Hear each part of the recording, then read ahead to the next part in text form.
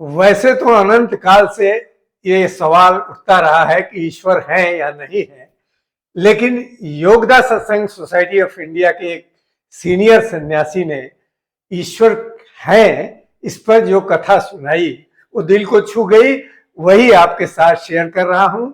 ये एक घटना है, आइए जानते हैं। नमस्कार, मैं हूं विनय बिहारी सिंह। मेरे YouTube channel tea break with Vinay Bihari Singh में आपका बहुत बहुत स्वागत है। आइए चलते हैं और इस रोचक घटना के बारे में जानते हैं। छात्रों के क्लास में प्रोफेसर ने पूछा, क्या ईश्वर है? ये प्रोफेसर अपने अलग अंदाज में छात्रों को पढ़ाने के लिए मशहूर थे। उन्होंने पूछा कि क्या ईश्वर है? छात्रों ने कहा, छात्र छात्राओं ने कहा कि हाँ है। तो बोले, ये दुनिया में इतना दुख, इतनी तकलीफ, इतने रोग, इतनी हिंसा और इतने तरह के भ्रष्टाचार, अपराध हो रहे हैं, अगर भगवान है तो ये अलाउ क्यों कर रहे हैं? ये क्यों हो रहा है? तो छात्र चुप थे। उन्होंने कहा, ईश्वर नहीं है, और अगर होता तो ये इतना दुख नहीं होता। उसमें से एक छात्र उठ खड़ा हुआ। उसने कहा, सर, आपका दिमाग है? बोले, हाँ है। कहाँ है? उन्होंने दिखाया कि ये मेरे सिर में के भीतर दिमाग है।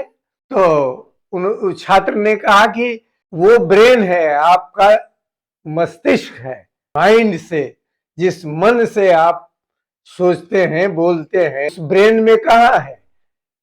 वो तो दिखाई नहीं दे रहा। बोले, माइंड तो किसी को दिखाई नहीं देता, ब्रेन दिखाई देता है। तो स्टूडेंट ने कहा कि तो इसका मतलब आपके पास माइंड नहीं है, क्योंकि हम उसे देख नहीं सकते। तो बोले, ये तो ऐसा तो होता है, माइंड तो कोई देख नहीं सकता।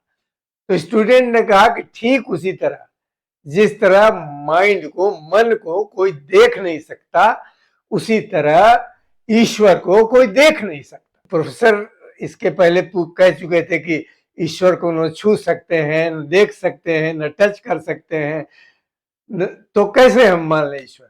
उसी तरह स्टूडेंट ने, विद्यार्थी ने पलटा जवाब दिया और कहा कि आपके माइंड को हम न देख सकते हैं, न छू सकते हैं, न सूंघ सकते हैं, तो कैसे मान लें आपके पास माइंड है? आप बिना माइंड के हैं। प्रोफेसर ने कहा, ऐसा कैसे हो सकता है? तो स्टूडेंट ने कहा, ठीक उसी तरह हो सकता है जैसे आप कह रहे हैं कि ईश्वर नहीं है, तो हम कह रहे हैं ईश्वर है, तो आप प्रमाण खोजते हैं। तो उसी तरह मन आपका नहीं है, आपका माइंड ही नहीं है।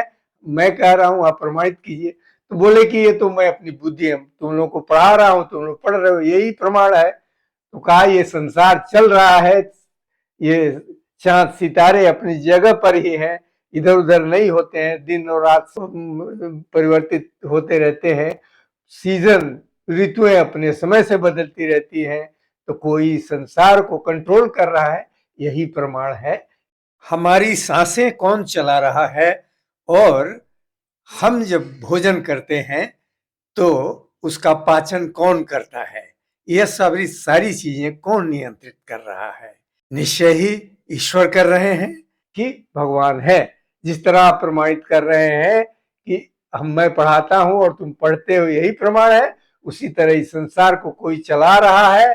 चांद तारे अपनी जगह है, कोई इधर उधर होके गिरता नहीं है, दिन रात ऋतुएं अपने समय पर बदलती हैं, इसलिए भगवान ही है और कंट्रोल कर रहा है। और रहा सवाल कि इस संसार में इतनी दुख, इतना दुख, इतनी पीड़ा, इतना कष्ट और ये परेशानियां क्यों हैं, तो हम इसका प्रमाण शास्त्रों से मिलता है, वेदों से मिलता है, उपनिषदों से मिलता है कि हमारे पूर्व जन्म के कर्मों का ये फल है, या इस जन्म के कर्म हमने जैसे किए हैं वैसा भोग रहे हैं। जैसे हम खूब सिगरेट और शराब और सारी नशा, हर तरह का नशा करते हैं, तो उसका फल इसी जन्म में मिल जाता है, और हम कैंसर से और न जाने किन किन बीमारियों से मरते हैं। और कुछ पूर्व जन्मों का फल है जो हमारे शास्त्र हमारे लिए प्रमाण है, तो इसलिए ईश्वर है। यह सुनकर प्रोफेसर चुप हो गए और उन्होंने कुछ नहीं कहा। नमस्कार।